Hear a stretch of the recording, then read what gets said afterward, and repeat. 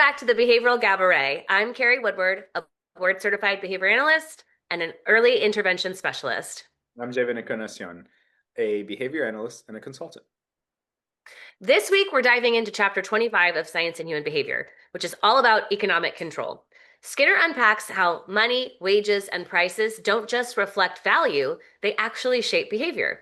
The economy, he says, is one big operant chamber with better marketing. Yeah, and every salary, sale, and surge pricing algorithm is just a reinforcement schedule with a business degree. We'll talk about how behavioral economics owes Skinner everything, why deprivation still drives entire industries, and how capitalism keeps us running like pigeons pecking for pellets. Spoiler, we're all on scheduled controlled extinction bursts. I don't disagree. Okay, so Skinner says that money isn't just a neutral tool, it's a generalized reinforcer that keeps entire societies running on schedules of reinforcement.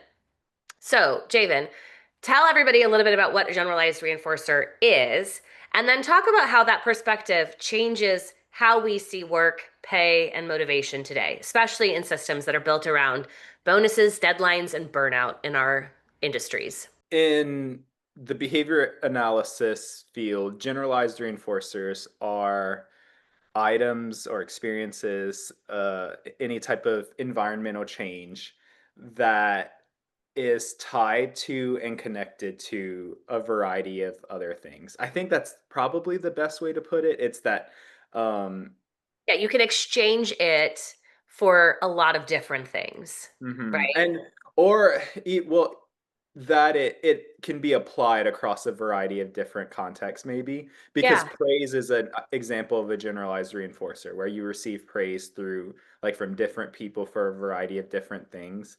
And in this instance, money is the generalized reinforcer, meaning that it in a token economy, which that's essentially what money is. It's just this you get X number of rocks, for example. 3 rocks buys you a loaf of bread. And so we went from bartering to using money. Tokens. And so Yeah. token, it's a token. It's a token economy. The whole world's a token Right. economy. And Right.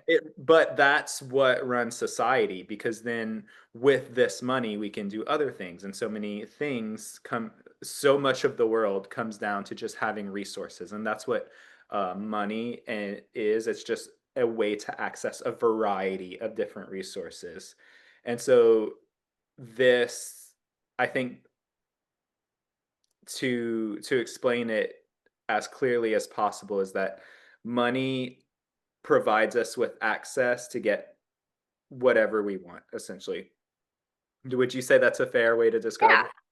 I totally, yes. And I think that in terms of like when we think about the United States culture, where like the idea of burnout, of working hard, like our culture is very different than a lot of other countries and how we have evolved work ethic over time. But we have people who, it's like, look, it's revered to work late hours, to not have a work-life balance, to stay up very late working on something. And that's different. Like there are European countries that still siesta in the middle of the afternoon, and they're not as driven financially, right? So you have to look at what are the different contingencies in effect. So when we think about economic control, like you have to have a level. What we talk about in generalized reinforcers is that there is no satiation, which is different from other reinforcers, right? Like I can satiate on food when I eat it. If I'm full, I don't want to have more food. But with generalized reinforcers like money, satiation doesn't really exist. Like you could have a lot and you could still want more, but there is a level of deprivation. And so if you keep your workforce in a general level of deprivation of money, then they're going to work exceedingly hard, more hours, longer hours into the night in order to access this resource that's necessary for them to live and survive. And I feel like that's sort of the economic control, at least we see playing out in the United States in terms of why our work and ethic culture and why burnout is such a thing here and it may not be in other countries. Do you agree? Yeah, I think that's a good way to put it. And money is the thing that when we're describing schedules of reinforcement is one of the best, especially for variable ratio and variable interval, which is different ways that you can get or receive money. And so The thing is that with where you could feel like you have too much food, you might, or too much, maybe even touch, attention, Yeah. these things that are really necessary. No billionaire will say they want no more money. Oh, 4 billion's enough. We don't really see that. We do see like, oh, maybe 1 more billion, or what was that oil tycoon who said like enough money is just a little bit more.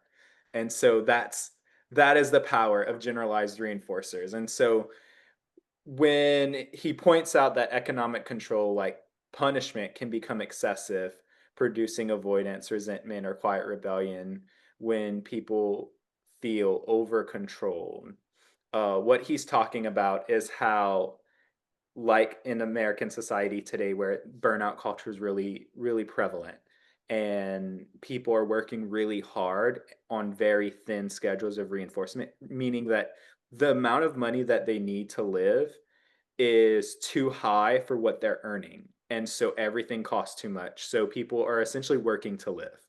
So when that happens, you'll see quiet rebellions. You hear about like quiet quitting where people say, "No, I'm not doing more.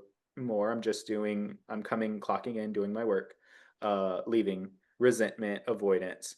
Where do we see that happening now in the workplace? And what would counter control look like, Carrie, in these I feel like I'm seeing it a lot because of what's happening. Just this is a really prescient conversation for where we are current day in the US with the economy.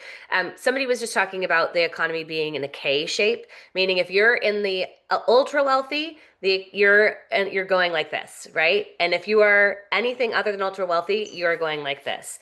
And so we have this increase in the gap between the wealthy and everybody else. And you're starting to see, or at least I am on social media, forms of counter control. Like there is a boycott. They're trying to initiate a boycott for Black Friday. And so like essentially like withhold your dollars. This is our control.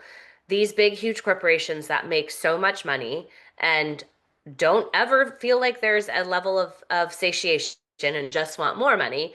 Well, we can control where we spend our money and how.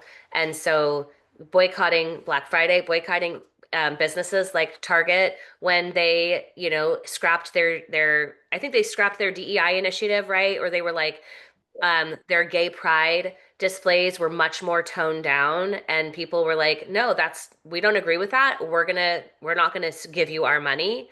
That level of counter control. What are some other things that I'm seeing in I've, terms s- of I've counter? seen I've seen people the shift away from staying with a company Uh-huh. for decades, because now what we've seen is that era of American business design or business management is gone, and companies will lay off when they don't make as much or make as much as they wanted to compared to previous quarters or years. And Yeah. so in response to that, as a form of counter control, people are leaving jobs. I've had and I know of experiences where people will quit, and typically you give a 2 week notice or a month notice, and people just quit without saying anything, as a way to get back uh, from these organizations that really don't care about their employees, and so are fine with cutting them off, or with not giving a warning. And the rationale is, well, they don't give me a warning when they're terminating me or whenever they're laying me off, so why would I give them a warning when Right. It's I'm sort of leaving? taking back control, like where you sit at the mercy of the company and waiting for them to let you go or give you a bonus or keep you on and you sort of take back your control with saying, I'm going to leave on my terms and I don't have to sit around and wait for you to do it for me. Yeah. And But Skinner suggests that economic value isn't intrinsic. So it's not this inner mm, thing. It's just the balance of reinforcers and aversives from both sides of an exchange. So if that's true, what does it mean for how we think about fairness, inequality, or even the idea of a living wage? Are we just negotiating reinforcers, or you think there's something deeper? I mean, I don't know. I feel like when Skinner wrote this book, we were at a very different place in economics. Um, but there's very little negotiation, I think, for a lot of people in terms of wages. I think that there were, I mean, obviously through history there are cycles where you have before labor unions, right? You had workers at a definite economic disadvantage in the control, Hmm. and not really able to negotiate until they came together and would be able to like bargain as a group, and that took back some of the control, the coercive control from some of these bigger corporations. But I I feel like at this point, the idea of a living wage, like they don't have to. Like the reason that the government enacted minimum wage was to guarantee because corporations aren't going to do the ethical thing. Yeah. Sorry, they're just not. They're in it to make as much money as possible. And so that the government had to come through and mandate that there was a minimum amount of money that would be paid to people so that they could live, which like hasn't been touched since the 70s or something ridiculous. Like, That's literally what the minimum wage is supposed to be. right, what? That's what the minimum wage is supposed to be, like the minimum amount you need to live. Right, right. And like that's not it, right? And There's now that. people have turned that into, oh, that's for burger flippers and people working high school jobs. No, that's not what the minimum wage was designed for. It was Right, designed for someone working a full-time job, earning right. so that they can work and have enough to live. Yeah. So I think I always like giggle when I hear talking points, political talking points about how like, let capitalism do its job and everybody will be taken care of and corporations. It's like when Hmm. corporations make more money, they do not trickle it down to give their No. employees more money unless they are mandated to do so. And so, um, I don't know. I feel I look at it all pretty cynically. Like I don't see the good. I don't see that there are ethical and moral corporations out there that like really do are like just negotiating reinforcers in either direction. I feel like the corporations have much more control Yeah. than And it would be interesting to do a then and now, science and oh human yeah. behavior, then and now. Yeah. What's the same and what changed? Yeah. Because some stuff that he says throughout the book, I feel like, oh man, it's like he could be speaking today. Like Hmm. it exactly aligns with what we're experiencing today, this many years later. And then other things, I feel like he was a little bit more optimistic than I am today about stuff. Well, and it makes you wonder, has humanity changed, really? We've had it, and that was the whole purpose of science and human behavior. We have the science Right, or we need a science for an objective natural science for human behavior. right, And we've made advances in so many areas, you know. right. Well, and I think that we'll talk a little bit more about that when we get to the chapter on culture, because I do feel like cultures evolve over time. And so, in that regard, humanity has changed Yeah, since you think he so? was writing this book, and we have evolved. The principles and the foundations that underlie behavior and control have not changed, but the ways in which those principles have been applied over time have adapted and changed our behavior Yeah, and who we are. Yeah. it's fair. All right. Well, economic control, still doing the good fight, working hard, getting a paycheck. Yeah. It's the best